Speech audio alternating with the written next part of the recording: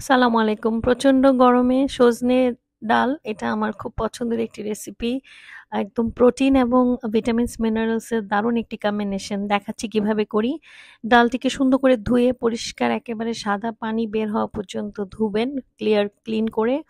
এবার এটাকে সিদ্ধ করব। ডাল আমি সাধারণত শুধু পানি দিয়ে সিদ্ধ করি প্রথমে, এবং সিদ্ধর একটা পর্যায়ে কিছুটা যখন ফেনা উঠবে উপরে, এভাবে ফেনাগুলো ফেলে দিবেন চামচ দিয়ে যতটুকু পারা যায়। তারপরে লবণ দিয়ে এটাকে আবারও সিদ্ধ করব, এবং যে হলুদের গুঁড়া সেটা সামান্য দিয়ে দিব।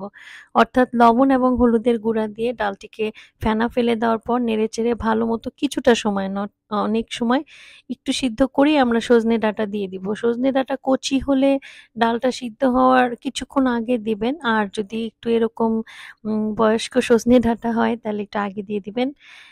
সিদ্ধ হয়ে যাওয়ার পর দুটো কাঁচামরিচ দিয়ে দিচ্ছি। সজনে ডাল যেহেতু সবুজ, সেজন্য কাঁচামরিচ এটার জন্য বেস্ট।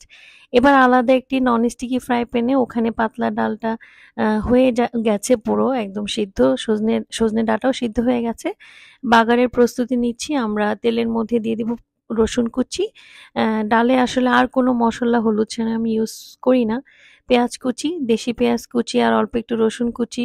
সুন্দর করে বাগারের জন্য হালকা লাল হয়ে এলে একটু কালি জিরা, যেটা আমাদের স্বাস্থ্যের জন্য অনেক ভালো, ডালে দিলে এটা খুবই উপকারী।